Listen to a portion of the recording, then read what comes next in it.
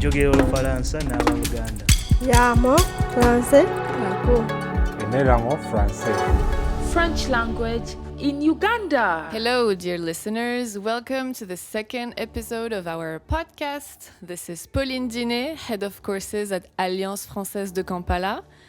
Today, I am with Agatha Tumwine, the president of the APFO, the Association of Teachers of French in Uganda. And I'm also with Mrs. Marie-Rose Berocan, teacher of French at Alliance Française. She's been a teacher with us for the past 25 years. Bonjour, Marie-Rose. Bonjour, Pauline. Marie-Rose is a Congolese and Ugandan. So, today, I want to ask Mrs. Agatha, why should someone, a Ugandan anywhere in Uganda, learn the French language? Hello, thank you, Pauline. Hello, everyone, dear listeners. I've been introduced. My name is Agatha Tumwine. I'm the president of the Association of Teachers of French in Uganda, but I'm also a lecturer of French at Makerere University. So thank you very much, Pauline, for the question. Why should anyone in Uganda learn French? One thing you should know, it's about the numbers of people who speak French even worldwide. Currently, there are more than 327 speakers of French. And why wouldn't Ugandans be part of the bigger population? Because this comes with opportunities, especially employment opportunities at international level.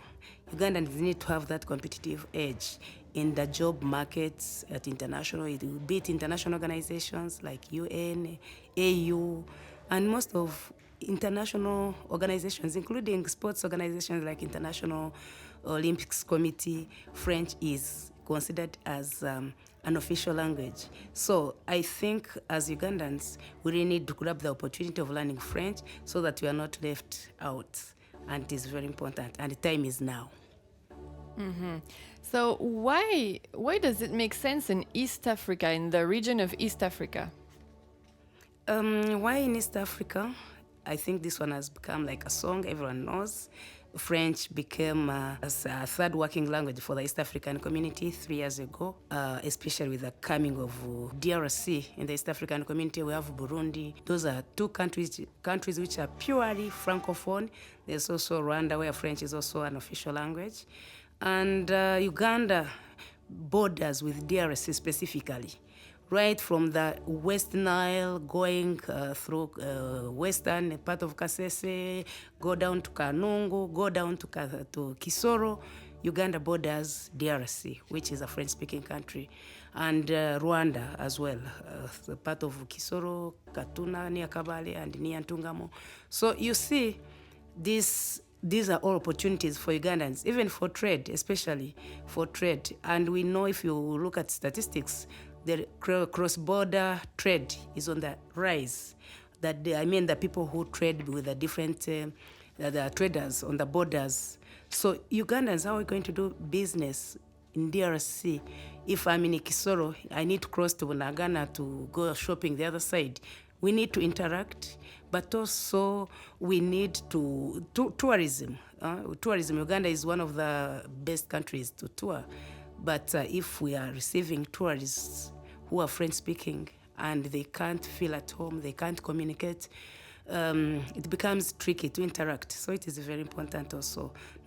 Leave alone other activities. We already talked about other professions, interpreters, translators. There is nothing as high-paying as being a translator or interpreter in the world. Mm-hmm. Thank you. So, do you have any figures of how many people speak French? Just like I said at the beginning, and this is according to Le Français dans le Monde, Observatoire Francophone, Francoscope, which has the latest data of 2023 about the numbers of people who speak French. Currently, it is estimated that there are 327 million people who speak French, of which 61.8 are in Africa. That is a big number, and Africa, this is where French is. And it is estimated that by 2060, there will be 747 French speakers worldwide. And it is estimated that 85% of that number will be in Africa. And Uganda is in Africa. We are not an exception. So, meaning if we don't put efforts in also catching up, we may be left aside. And the opportunity for Uganda is that with this population, Uganda is already, should I say, an endowed country with many linguistic opportunities. By speaking many languages, it's already an opportunity. So we are looking at French not being a language for France, but a language for communication, for diplomacy, for tourism, for trade. And Ugandans were considered as being creative and always looking for opportunities. So when you add on a language, you already have an added advantage. So these statistics are important that Ugandans were not left out. And for us as an association, the teachers of French, that is our work. For us, our role is to inform Ugandans so that no one will blame themselves later that I didn't get to know about French. So our work is to tell you facts about the importance of French and what you can do when you know French, where opportunities are, and what you can do on top of your other qualifications. If you're a journalist, you're a lawyer, you're a doctor, you're an engineer, that when you're bilingual, you speak another international language, in this case French, you open the doors for yourself as a bilingual engineer or journalist, whatever career you're pursuing. So our role as APFO is to sensitize Ugandans so that no one is left behind. Mm-hmm. I like how you spoke about how French is mostly in Africa, because I think many people may think, I want to learn French because then I'll be able to go work in Europe or Canada or, and of course you can do that, but you don't even need to go that far. You can even just stay in Uganda and use French in your professional life. You spoke about tourism, interpretation. There's many fields. Do you know personally of specific examples of someone who learned French here in Uganda and now is working using the French language, not necessarily in academics, but in any other field? Yes, there are very many. And that's a challenge you're having. Many learners, especially the young ones, think that when you learn French, you want to be a teacher of French because of the people they see on a day-to-day basis.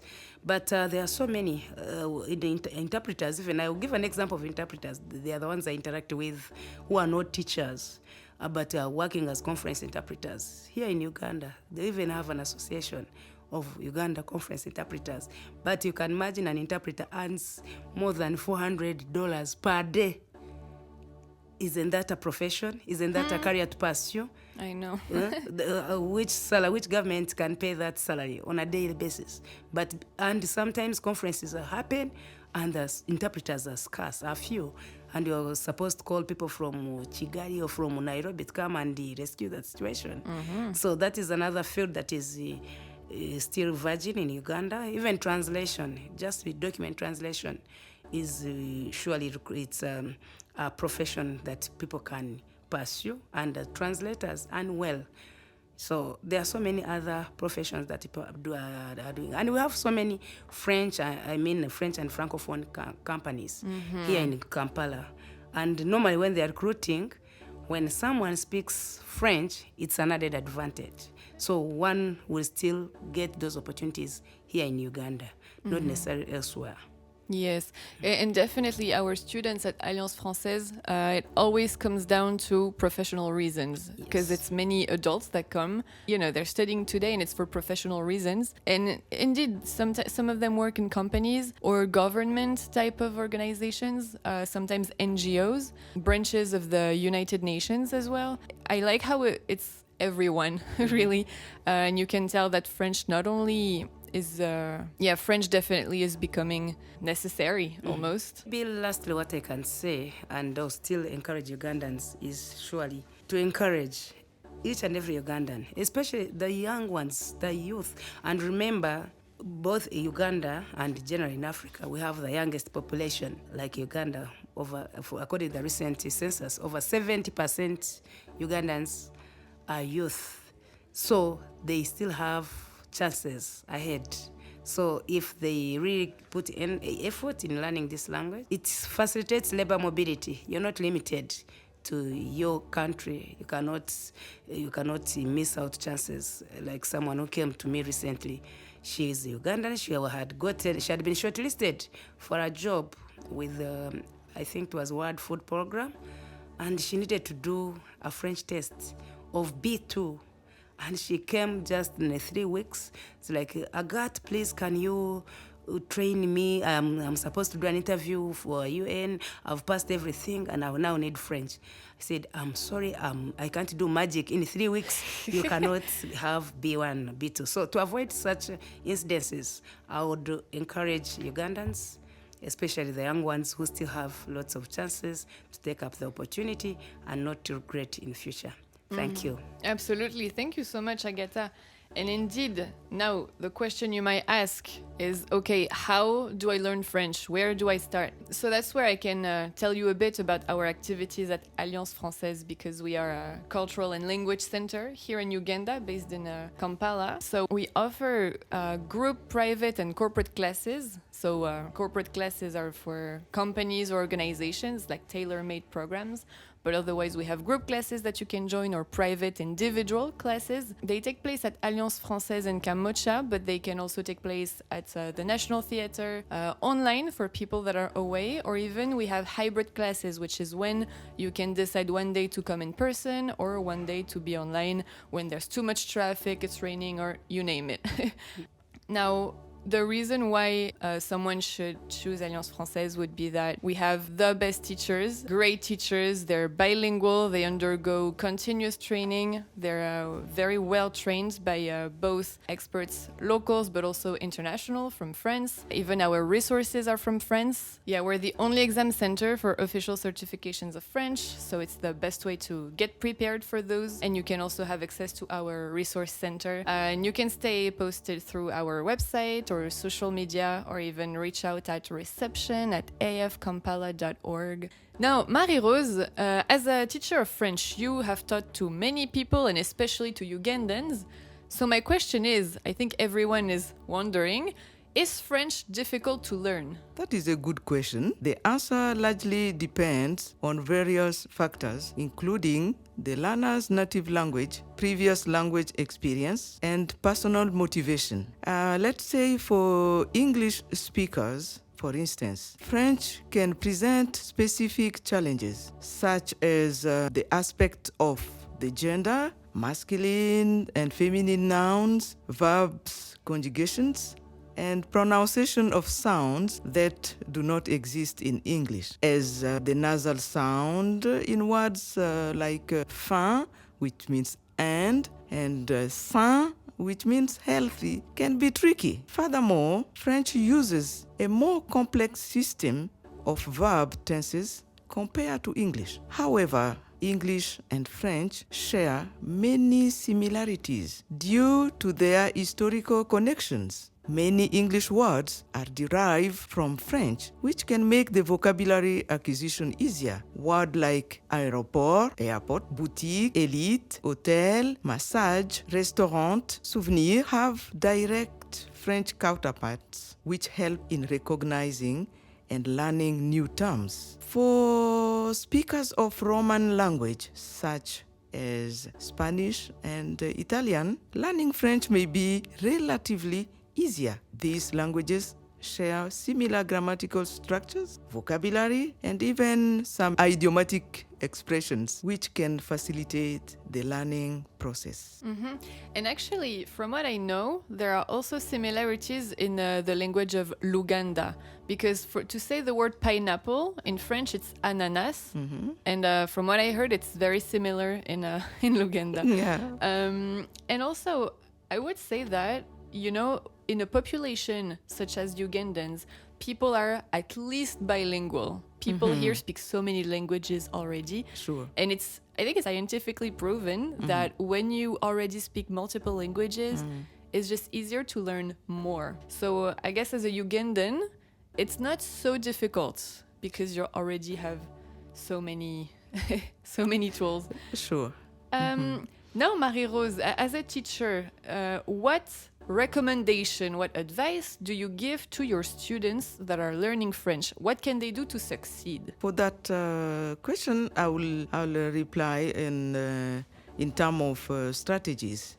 Regardless of one's native language, there are effective strategies to make learning French or a foreign language more manageable. First of all, regular practice, very important. Daily practice, even for a short period, can significantly improve proficiency. Engaging in conversation with native speakers or francophone enhances speaking and listening skills. Conversation groups can also be very helpful. Then, patience and persistence. Language learning is a gradual process. Embrace mistakes as learning opportunity and celebrate small victories along the way. Second, we can say immersion. Surround yourself with the language. Watch French movies, listen to French music, and read French books. Immersion helps in getting accustomed to the rhythm and nuances of the language. Then the last one is a structured learning. Structured learning means taking structured lessons through formal classes like in Alliance Française. Courses provided a solid foundation and guidance. And in conclusion, while French may pose certain challenges, it is by no means insurmountable. With the right approach, resources, and dedication, learning French can be a rewarding and achievable goal. The key is to stay motivated and consistent in your effort. Bonne chance. That means good luck. Good luck. Yeah. Absolutely. I love how you spoke about structured learning because I know many people, today you have like apps on your phone where you can learn French for free. So people choose to do that because it's free. But you don't have the structured learning. You do not have the grammar lesson, the explanations that come with it, and you definitely don't have the interactions. You don't have this immersion that also is very important. You talked about it because people sometimes what they do is, okay, so to speak French, let me first translate. So English, this is how I would... No, that's not how you speak. You do not go through translation. I think, with the immersion, you don't tend to like translate in your head before you speak or what. You just speak. And again, of course, embrace the mistakes, as you said. It's very true.